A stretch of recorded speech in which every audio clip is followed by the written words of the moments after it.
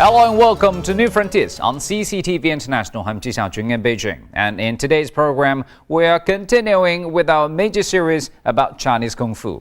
China has one of the longest uninterrupted martial arts traditions of any country in the world. Over the centuries, hundreds of different martial arts styles have developed in China, of which there is no doubting what the most famous is: Shaolin Kung Fu. Originally, it was practiced by the monks of Shaolin Temple as a way of keeping fit. With time, it incorporated the best fighting skills from other schools of martial arts and spread beyond the temple walls. In today's program, we'll explore the origin and history of Shaolin Kung Fu, probably the most famous school of martial arts in the world.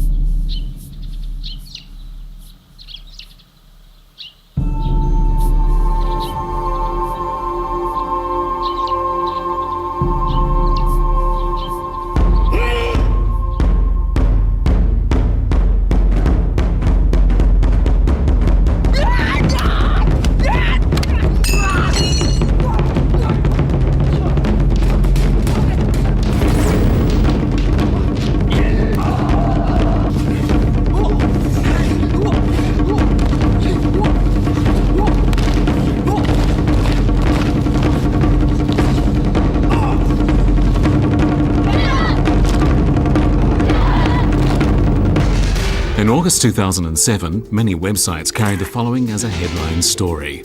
Shaolin Temple, the birthplace of the Chan sect of Buddhism, or Zen as it came to be called in Japan, was planning to go public. However, when the temple's abbot, monk Shi Yongxin, denied the report, Mount Sung Park management stepped in to clarify the situation. It was Mount Sung's Shaolin Tourism Group company that was planning to be listed in late 2008 or 2009, and not Shaolin Temple itself. Shaolin Temple had been at the centre of public attention for a number of years preceding this incident. For the Kung Fu tours it organised around the world, the temple's entanglement in a trademark lawsuit, its founding of a commercial business, its application to be included in the World Oral and Intangible Cultural Heritage List, and its worldwide search for the best Kung Fu practitioners, to say nothing of the temple revealing its legendary Kung Fu secrets online. To some extent then, this 1,000-year-old temple that had been the centre of so many popular Kung Fu stories was the centre of the world of swordsmen once again.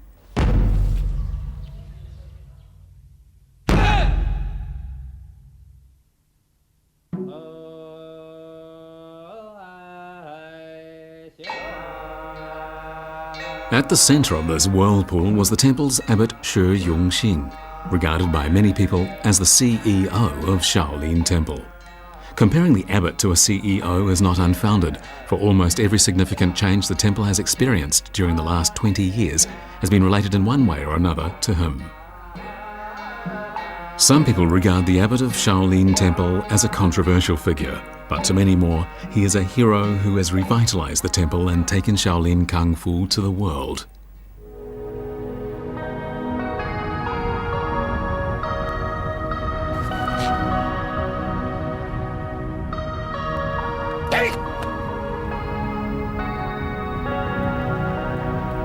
For a very long time, the Shaolin Temple's school of Kung Fu was regarded as the #1 school of martial arts.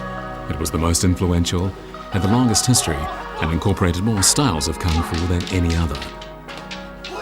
Shaolin Temple is located on top of Mount Sung in Henan Province on China's Central Plain, and it is a place of considerable military significance where Kung Fu masters have resided since ancient times.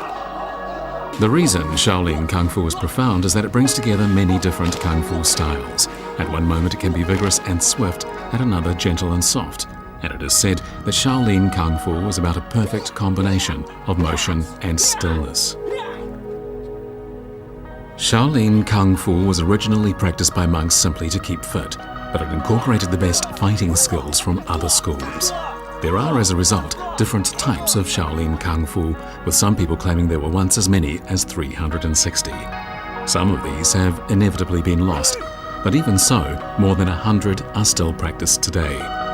The temple has even founded martial arts academies and other centers in order to spread its style of Kung Fu, and so many schools owe their origins to Shaolin.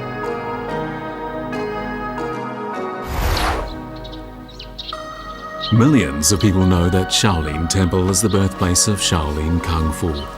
However, how did Shaolin Kung Fu come to develop, and who created this school of Kung Fu that is now famous throughout the entire world?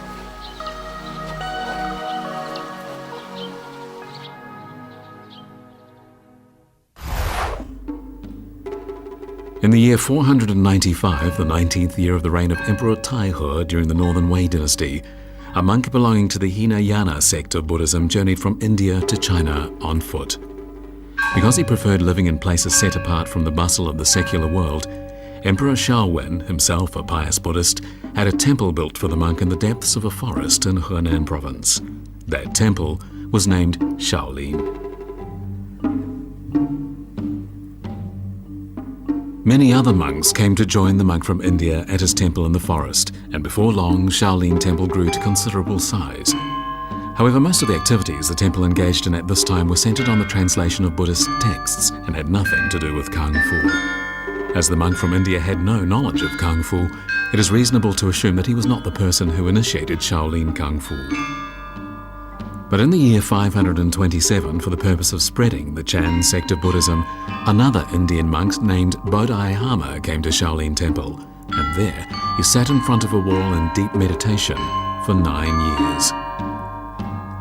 Today, Bodhidharma is regarded as the founder of the Chinese Chan sect of Buddhism, and some historians go further, considering him the founder of Shaolin Kung Fu.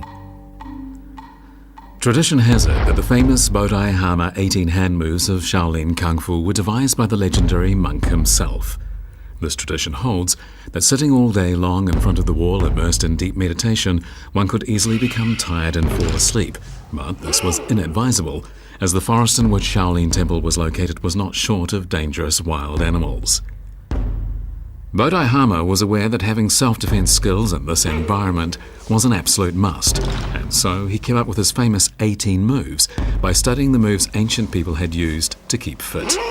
He then taught these moves to other monks, and later these moves became the earliest form of Shaolin boxing.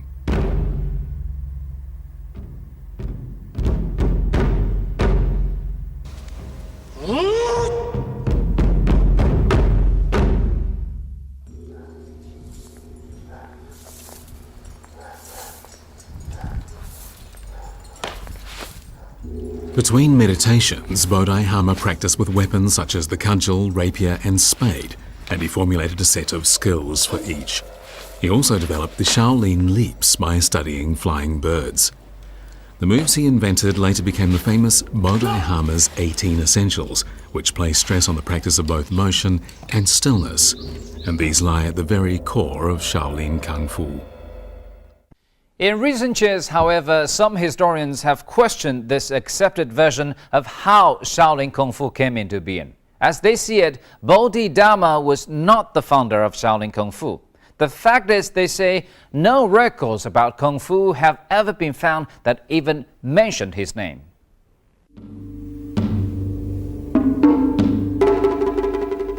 少林寺的拳术是不是达摩创的？这一直是一个有争议的问题啊。我们目前没有明确的记载，关于达摩在那里创编了若干拳术的记载，它的时间都很晚，可信度比较低。但是我们现在能看到有明确的记载，在达摩的时代里，少林寺已经有武了。筹禅师是会脚力的，会摔跤的。 他也练习各种纵跃、跳跃动作，还有其他人也有习武活动。所以我们相信，在达摩的那个时代里，少林寺里已经有武艺，至于武艺是什么形式，到底是什么一个状态，我们还需要继续去研究它。那么少林寺的武艺到底是不是达摩传的，我们也还要继续去研究它。我们既不做否定之说，也不把它加以肯定。The available sources lead us to conclude that Kung Fu was already being practiced at Shaolin Temple during the Northern Wei dynasty, that Bodhidharma was not the teacher. Some monks would have practiced Kung Fu in the secular world before they entered Shaolin Temple, and they would have brought their knowledge of Kung Fu with them into their temple lives. It seems reasonable to conclude that the birth of Shaolin Kung Fu probably came about as a result of discussions and demonstrations held among these monks in their spare time. However, during the 100 years between the founding of the temple and the late Sui dynasty, Kung Fu was limited to within the temple, and it was regarded as nothing more than as a way to keep fit. It was never accorded any real attention from society at large. But then around the time of the late Sui and early Tang dynasties, something significant is said to have happened at Shaolin Temple. This has been frequently referred to by storytellers as how the 13 cudgel monks from Shaolin Temple saved the life of the soon-to-be Tang Emperor. Historians have long been locked in a debate about the authenticity of this story, and the majority of them regard it as fiction. However, there are believers who have no doubt at all that the story recounts an historical event, and that the 13 cudgel monks from Shaolin Temple did indeed save the life of Li Shimin, the man who would go on to become the emperor of the Tang dynasty. They base their argument on a work of art found inside the hall of Guanyin, a building located in the northeastern corner of the Shaolin Temple complex. Inside the hall is a fresco which illustrates how the 13 monks accomplished their mission. According to the story, when the Tang prince Li Shimin came to Luoyang, he lost an important battle and was captured by his enemies. However, by using their incredible martial arts skills, 13 Shaolin monks ventured into the prison where he was detained and managed to get the future emperor out. Many historians heap scorn on this story, pointing out that there would have been no chance of the monks being able to perform such a feat when faced with what would have been a heavily guarded prison.